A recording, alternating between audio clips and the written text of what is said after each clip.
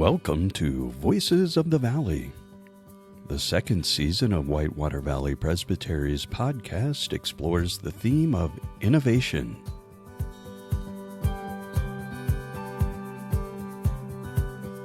So what I try to do is find that right ratio between helping to steward and lead our current priorities and what is happening, and to find a way to create space and imagination and hope and the interactions and cultivate the intersections where the new can emerge.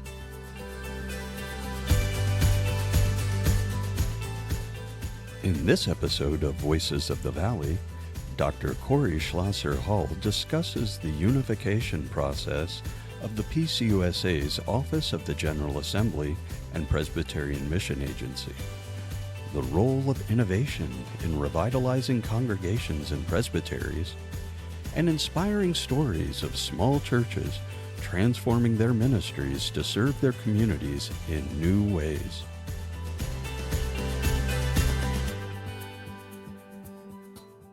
Welcome back, everyone, to another episode of Voices of the Valley. I'm Beau Brown, and as always, I'm joined by my amazing co-host, Jenni Heimach. We have an incredibly special guest today, someone who has dedicated his life to reimagining what ministry can be.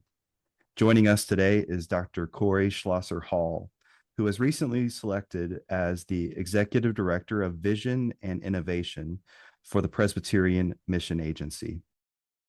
Thank you, Beau. A couple years ago, Corey stepped into an exciting role as the Presbyterian Mission Agency. Dr. Schlosser-Hall, we're so happy to have you with us today, and thank you so much for making time for us on the podcast. Yeah, you're welcome. Thanks for having me. Corey, I'm going to start out. We've been hearing a lot about some changes that taking place at the PCUSA headquarters, and so before we get into your role at the headquarters, I wanted to ask you a question about from a ruling elder's perspective. I think it can be confusing to understand the different parts of the PCUSA, and now we're making some changes in the organizational structure. So I think it might be helpful for our listeners to have a better idea about how we are evolving and how the unified agency fits into these changes of the structure, and how that impacts your position from what you were doing before and what you were doing now, if at all. I know I didn't invite you today to talk about this, but I just kind of thought we could kind of ground ourselves for a second to have a better perspective on what's going on, because I know our listeners are, by now they're starting to hear about things. And would you mind talking a little bit about that for us? Yeah, sure. I'd be glad to. So, for example, in your introduction, you said I was a deputy executive for the Presbyterian Mission Agency, but at this point, we are referring to ourselves as the Interim Unified Agency. So the primary change that is perhaps relevant to folks you're listening to is that there has been an agency called the Presbyterian Mission Agency, which was focused on the greater mission of the church. There has been an agency called the Office of the General Assembly, which has been focused on General Assembly discernment and engagement and mid-council support and constitutional services and a variety of those ministries. In 2022, the General Assembly said, we would like to bring these two agencies together into one. So basically, the primary change that's happening right now is that the Office of the General Assembly and the Presbyterian Mission Agency are becoming one agency instead of two. And that we really believe is going to be much better for the whole church. And so now we're in 2024, and there is a commission called the Unification Commission, which is charged with the authority and responsibility to bring together these two agencies. And we're taking steps to do that. We have we've adopted a shared set of priorities, a shared vision and values for 25 and 26. We've adopted a shared budget for that 25 and 26. And we now understand that Reverend Ji-Hun Oh, our stated clerk, is now going to be our executive director and stated clerk of the General Assembly. And at the end of this year, the Committee on the Office of the General Assembly, which is the governing board of OGA, and the Presbyterian Mission Agency board, which is the governing board of PMA, will conclude their ministries and will move into an interim time period. And we hope that there would be a really good sense of operationally coming together by the middle of 2025. But of course, whenever these things happen, it's always in process rather than, getting to a clear end result. So we're in that process right now. Thank Yeah, you yeah. very much for that. I think that I know it helps me out. And then so I look forward to knowing about how you fit into that piece. Yeah, there were a few parts of that I really appreciated. And number one was just the phrase shared vision, because I've been in situations in leadership where I might have a vision, but somebody else doesn't really understand that vision or has their own vision. So that's a big process. Just from my little experience of helping to shape the direction of an organization to reach that shared vision. And so the second part that really stuck out to me was, this is a process. Yes, there will be outcomes, but we're trying to build the plane while kind of flying through the air in some ways. Yeah, that's to, right. To use an overused metaphor of this. So that's great. I am interested in hearing a little bit about your journey into this role at the Interim Unified Agency, and sort of why you departed from mid-council leadership where you were before to work with the national church. Yeah. As you mentioned, prior to, I began with the then Presbyterian Mission Agency in the middle of 2022. And prior to that, for the previous 14 years, I served as an executive presbyter, first with the North Puget Sound Presbytery and then with the Northwest Coast Presbytery. But it was the same body with two different names because we went through two different unifying processes, or we called them mergers, where we merged with a presbytery neighboring to the north and then a presbytery neighboring to the east. And that was a grand adventure, and I loved mid-council leadership. I loved it, and I still do, and I love talking to mid-council leaders. It's a really fabulous thing. But there were a couple of things that emerged for me at that point. One was, I don't know if you've ever had this experience, but there can come a time, and I felt like that was happening with me in my relationship with God and with my community, where I sensed that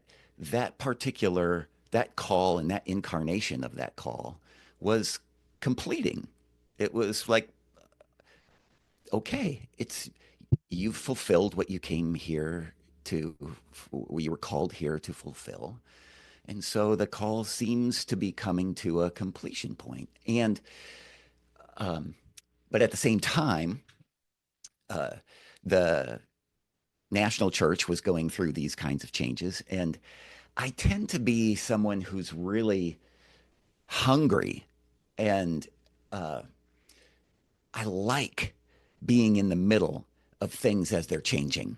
And I like to be in that kind of scrappy, odd, strategic ambiguity, if you will, of spaces and places, to see and bear witness to what is emerging and help give shape to what's emerging. And I just tend to like those kinds of situations, and not everybody does. No. So as we were talking with one another, it seemed to make sense that as we were, um, as the mission agency at that time was going through shifts in how it wanted to serve the larger church, and then eventually we knew that these two agencies were going to be coming together, and that shifted things as well. Uh, I don't know. I think there was a call emerging as one was completing, and it seemed like a good moment to make that shift. Wow. Awesome. I mean, what a great gift to have, enjoying that messiness, because, we know a lot of people just would have anxiety about that, or, it would just be very difficult for them. So, gosh, we're grateful for people like you that can walk people through those changes and in that innovation process, which is what we're talking about a lot this season. So tell us what is happening in your role today. So you've guided communities through all these different transitions and merging the presbyteries and supporting new worshiping communities. And so tell us how you've done that, how that's played into fostering the diversity in the two elements coming together. Yeah, tell us about what you do. That's What do you great. do every day? All of it. All of it. We had a fun meeting the other day, and somebody said, why don't we share with us what a day looks like? And I said, I don't have a typical day. So it seems like it is different all the time. Now, sometimes that wears me out, but sometimes that's energizing and hopeful. So I like to think of, it's a big question that you're asking, but what I like to do is think of it kind of in a matter of energy ratios.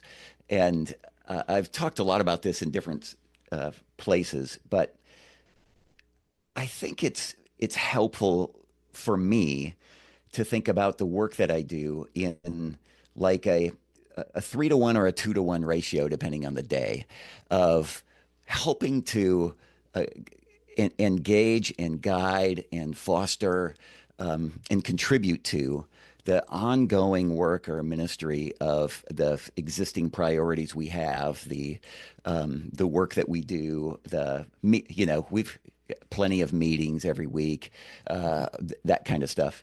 But with that, so if that's three parts or two parts, the one part is looking for engaging in what's next, what's to come, what's new, what's fresh.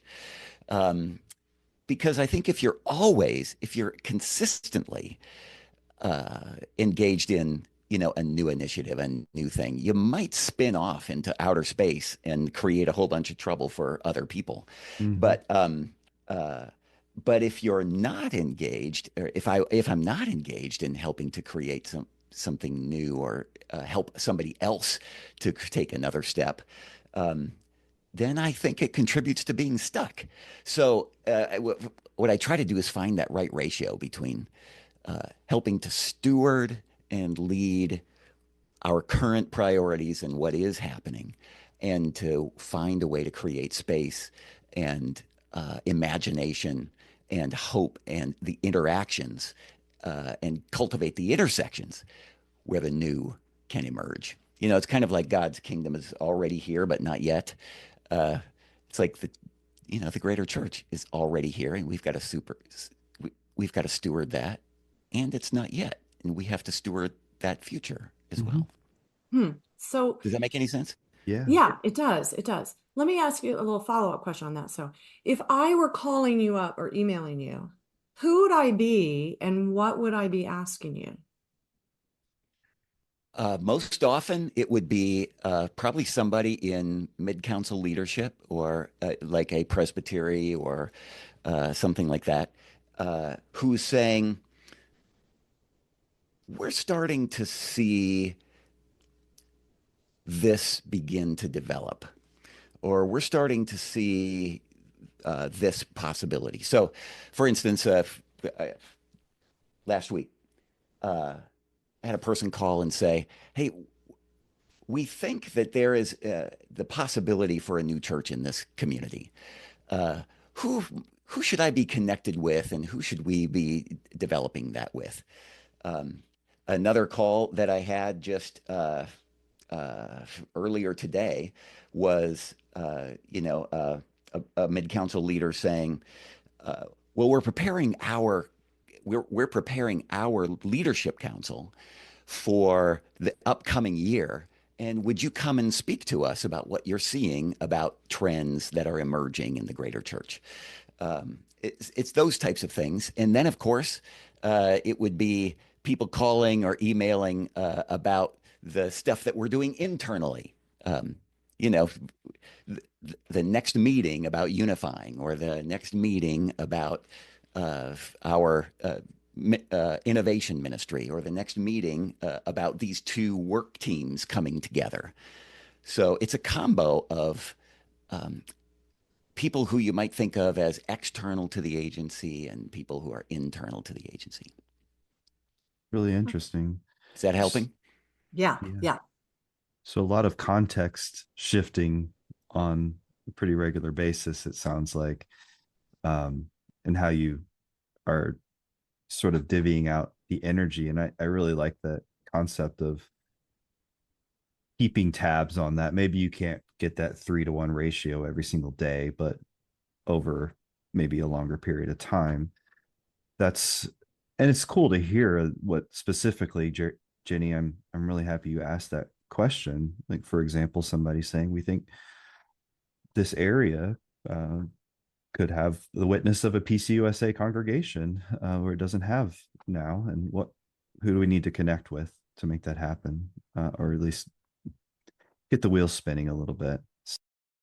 So I'm always thinking of those small churches. We have a lot of small churches in our presbytery that are struggling, like many presbyteries have. Yeah.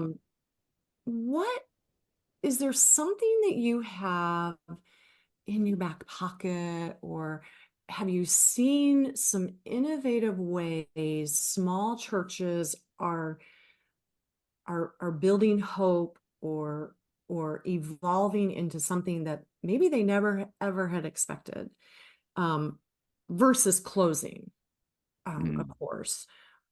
I don't know. I just Yeah. I'm sorry, Beau. I just wanted to throw that in. I just was thinking about that. It's great. No, it's wonderful. We're seeing that happen all over. So now when you say small, people think all sorts of things. For some, 100-person church is a small church. For many, that's big. So Driving. yeah. Good So point. Good point.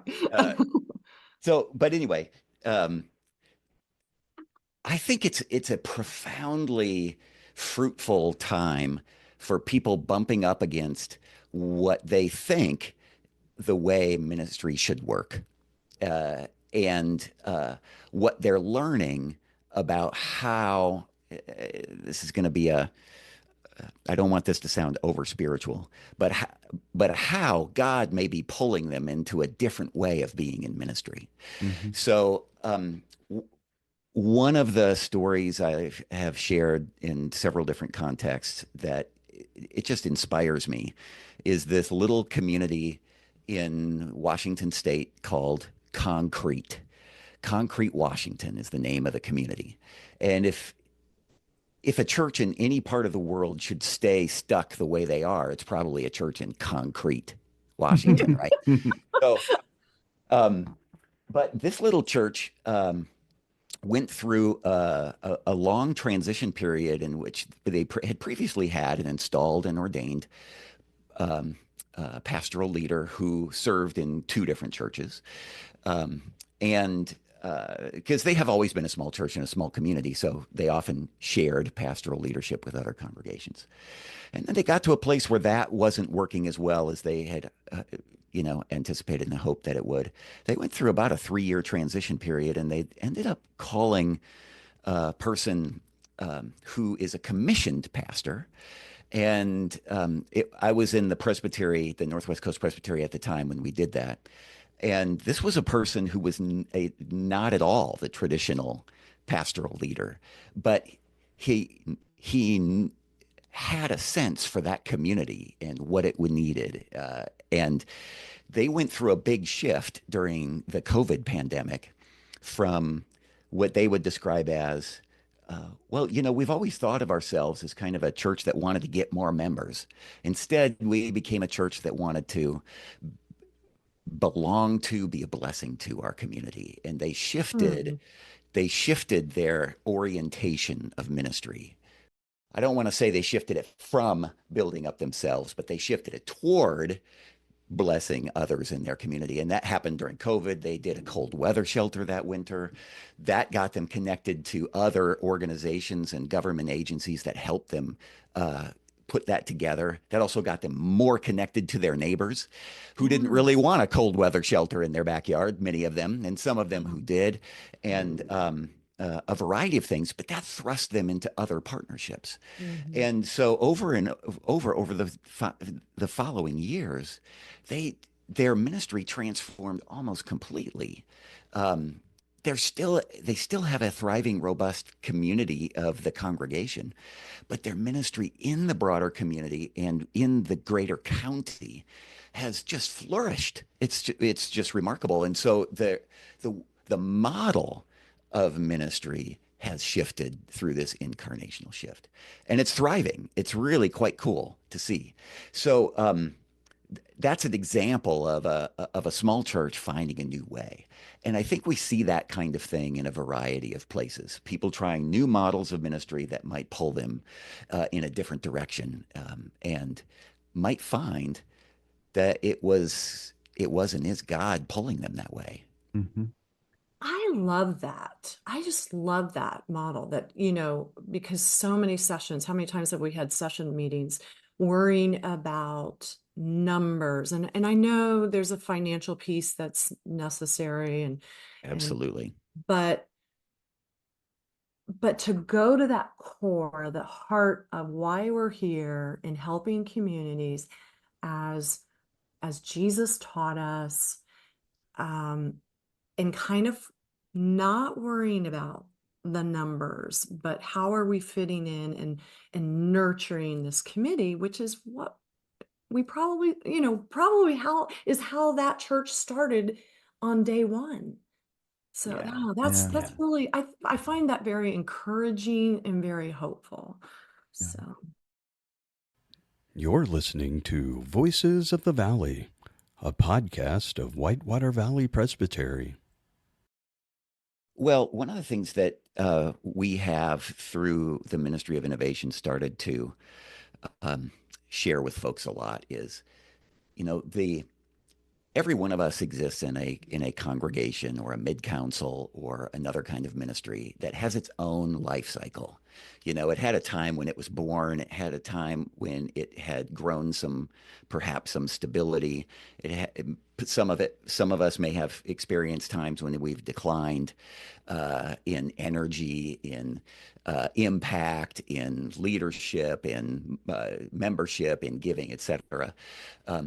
So every entity has its own life cycle, but there's always, at the same time, there's almost always another loop. Instead of just the one loop of that particular organization's life cycle, there's another loop of innovation that is wanting to be born, that is wanting to happen. And there are people in the midst of our existing entities that want to engage in these new forms of ministry that may not necessarily look and feel and taste like the existing forms of ministry. But those who are stewarding the existing ministries can grow attuned to what are those new forces coming to life. Or they could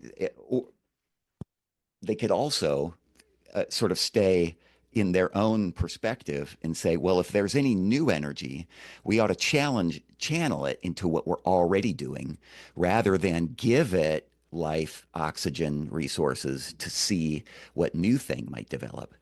And so my hope is that existing congregations and new and people who will foster new ideas, people who are those apostolic type uh, individuals and innovators, that there can become a much more robust intersection and relationship between those who are stewarding the existing ministry and those who want to craft something new and fresh, so that they can learn from each other, they can grow together, and that energy system can develop. And but I want your listeners and others to just be aware that there's always the possibility of an innovation loop happening in the midst of wherever we are. And so it's kind of like in the book of Acts. My gosh, the book of Acts is full of the Holy Spirit surprising people in completely unexpected ways. Uh, and yeah, we could talk about a dozen of those stories if you wanted to, but it's that unexpected new development that the Holy Spirit tries to get the attention of us as disciples to say, "This is where I'm going, friends. Can you take a step toward this? Can you see this? Can you at least get close enough to taste and see that this is what I'm doing now, and Yeah. give it some attention?" Yeah, the I appreciate the idea of an innovation loop. That's going to be something that is going to influence my thinking. I am sort of taking a personal privilege in getting maybe some free consulting here, but I think the position I'm in as part-time, very part-time pastoral ministry while maintaining most of my income through another professional source. Yeah, In a small congregation, probably 20 people, 30 on a good Sunday. it's great. And yeah, it's a wonderful congregation, and they've maintained this identity as we are the ones who help feed this community. We are a group that's creative, and so a few people are responsible for a performing arts organization there in the town. So there's Wow. some really great things happening in Connorsville. But as the person playing the pastoral role in this situation, I want to help us all identify where we are on this innovation loop and just how to be as a minister in a context like this, where, as somebody mentioned yesterday, we are maybe 10 funerals away from putting boards on the windows. But it's still 10 funerals, and we might have a good time between now and then, do some really great work. So I'm curious, because that non-anxious presence comes up, but I'm also interested in what sort of attitudes or postures does this call for in ministers and elders and deacons? Gosh, such a good question, Beau. Thank you. And thank you for your ministry. What a remarkable thing to be both, uh, it, a pastoral leader for this community of faith, and to do the additional work that you do in software testing, right? Yeah, Yeah, that's so cool. thank you. Yeah. I often suggest that the posture to be in is one that uh, looks for and stands in the intersections of life between the people who are part of your congregation and the bigger and the broader community in which you're planted. So, for example, I mean, there are some people in your circumstance. It sounds like you've got a performing arts. You've got some folks who are involved in the performing arts. So I wonder, where's the intersection between the performing arts of your community and this congregation, uh, which is not necessarily in that congregation's facility or building. It may be in the broader community. But who knows how that could? I mean, I would look at, if people have that interest in that charism, where could I, Beau, or where could we as members go and stand, sit, and observe and ask the question, what is God doing here? Mm-hmm. And is there a way that we could be a part of it? Or if you've got people who are interested in uh, the young people or youth of the community, or the education in the community, where are the intersections between? It could be a person intersection. Like you have somebody who is a teacher who could connect you with that, with that school and with families in that classroom. We had that happen in a church in Port Angeles, Washington, where there was a teacher who said, "Hey, church, would you come and help me set up my room this year?" Well, that one step of that teacher saying, "Hey, church, could you come and help me set up that room this year?" led to people from the church tutoring in that room, led to Wow. several people uh, going to that school in different rooms and making connections, led to eventually that that congregation had 4 elementary school partnerships, and they said all kinds of volunteers who were working with them, and they actually got the First Presbyterian Church of Port Angeles got the Volunteer of the Year award from the Port Angeles School District. You know Wow. the but it's that one step that paying attention to the intersection between why are you here and why are you there? So it could be a person is the intersection. It could be a place or an event that's the intersection. It could be a group of people that's the intersection. But literally, I think it is a matter of helping people go to those places, stand there, and ask the question, what in the world is the Holy Spirit doing here, if anything? And is there something that we could be a part of?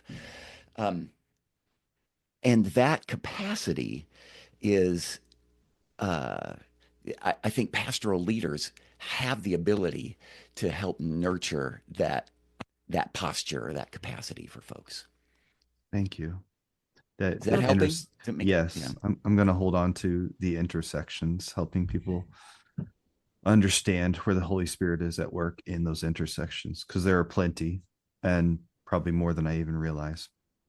and they're already there, Yeah. Yeah. you know? Yeah. Thank you.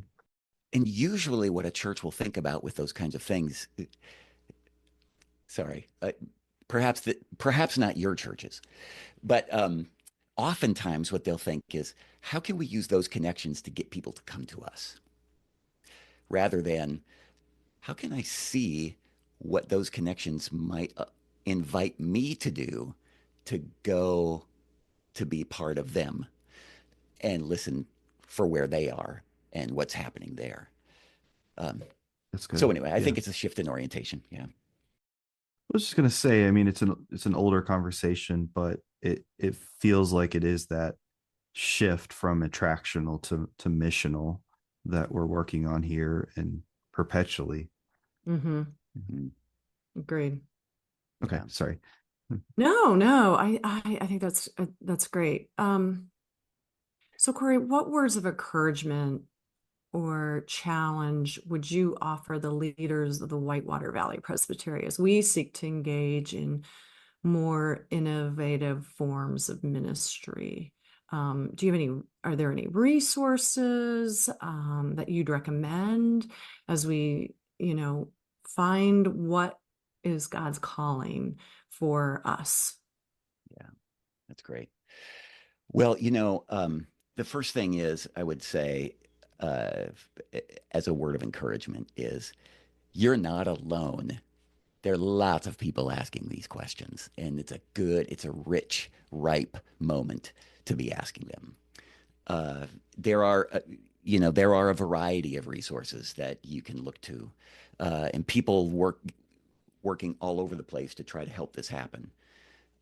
One of the things that we have been doing uh, in the innovation ministry of the Unified Agency is to really help folks when they're considering um, modifying their ministry model and the way that they use their facilities and other places like that to help facilitate, no pun intended, to help facilitate um, ministry with those in their community. So, we partnered with another entity called Rooted Good. Rooted Good is it's a fabulous nonprofit organization that seeks to help churches engage with their community in a way that helps both advance the congregation and or mid-council's mission while it helps build a more diverse revenue base for the congregation and or mid-council. And so with Rooted Good, there is a fabulous process that they call the Good Futures Accelerator, which is literally a process of discerning what kind of social enterprise could this congregation be a part of helping to develop that will both be a blessing to the community, so much so that the community is willing to pay for it. I mean, the classic model, I mean, you've heard of these things a lot. Like if your congregation has a preschool that is, blessing the community through that preschool, the congregation may also get some lease or rental revenue through that preschool connection. That would be an example of a social enterprise that it's both advancing your mission of blessing this community through education and it's enhancing the congregation's revenue. Same thing with, you've heard of congregations start, coffee shops or places like that. It's a similar kind of thing. But there are so many ways in which a congregation can engage that. So the Good Futures Accelerator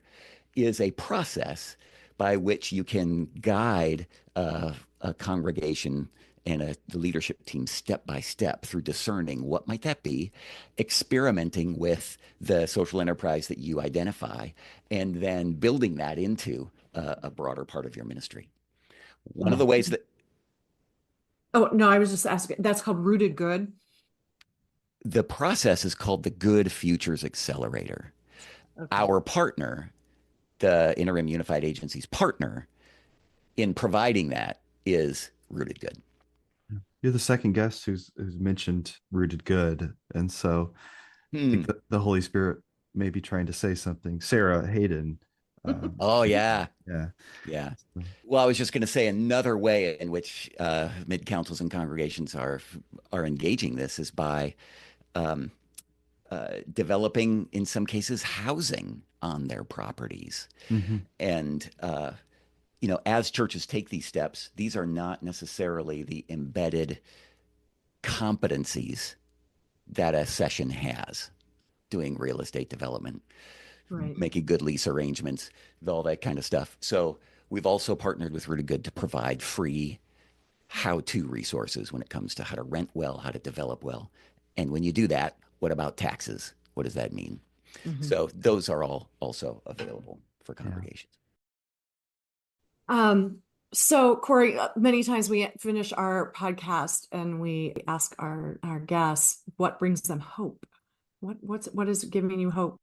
What brings me hope is stories like what we have talked about today, of people who stare their current circumstances straight in the face and say, God, what do you want to do with us now? And they start taking steps toward something that is probably a bit different than what they've been used to. We see that in Whitewater Valley Presbytery I was able to visit Witherspoon Presbyterian Church a while back.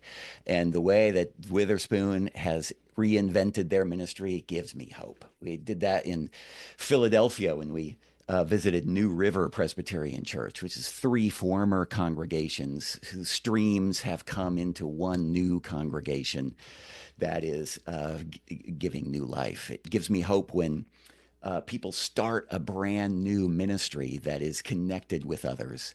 Our 1,001 new worshiping communities, there are over 800 new worshiping communities that have started since 2012. And the forms and ways that those things take is pretty remarkable.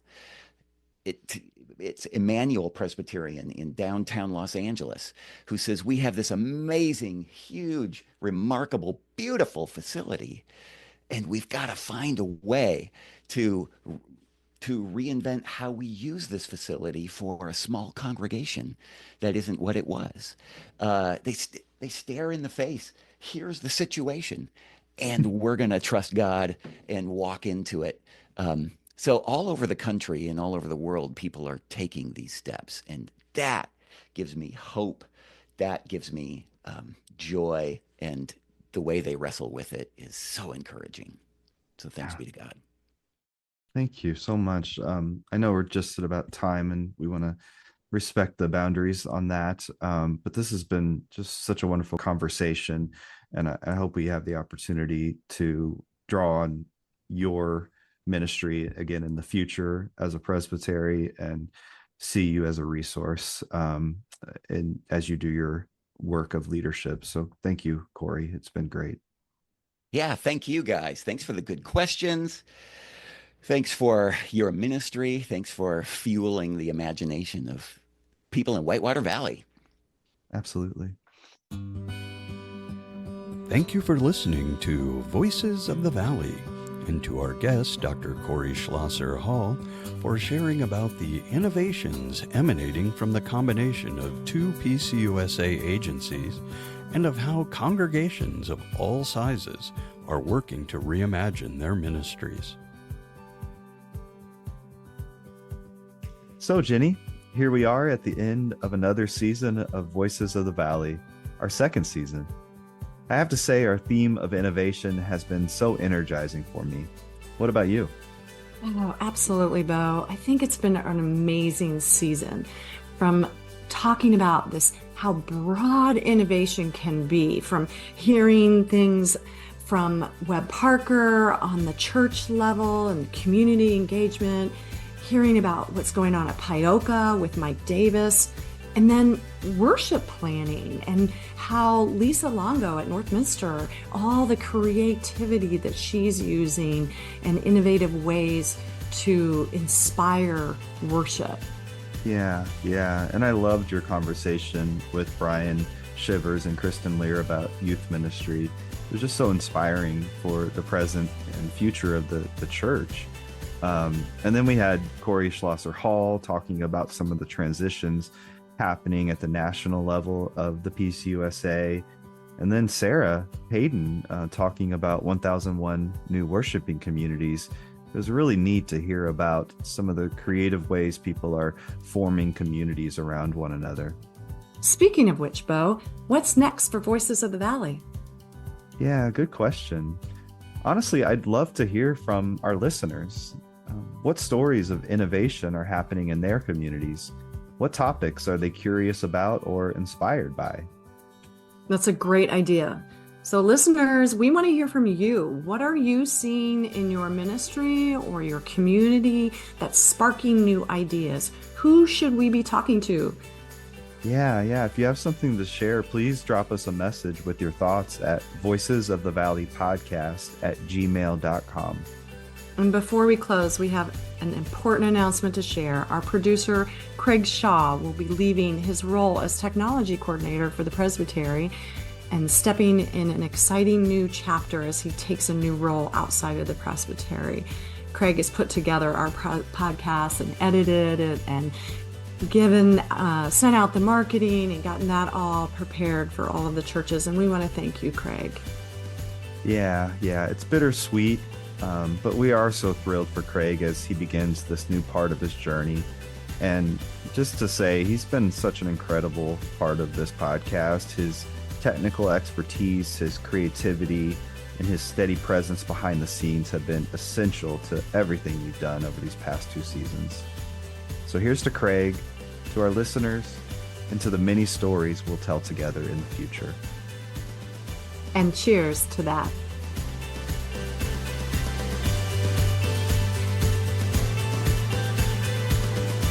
For our hosts, Elder Jenni Heimach and Reverend Beau Brown, and Presbytery support staff Dawn West, this is Craig Shaw reminding you to let your voice be heard and keep innovating.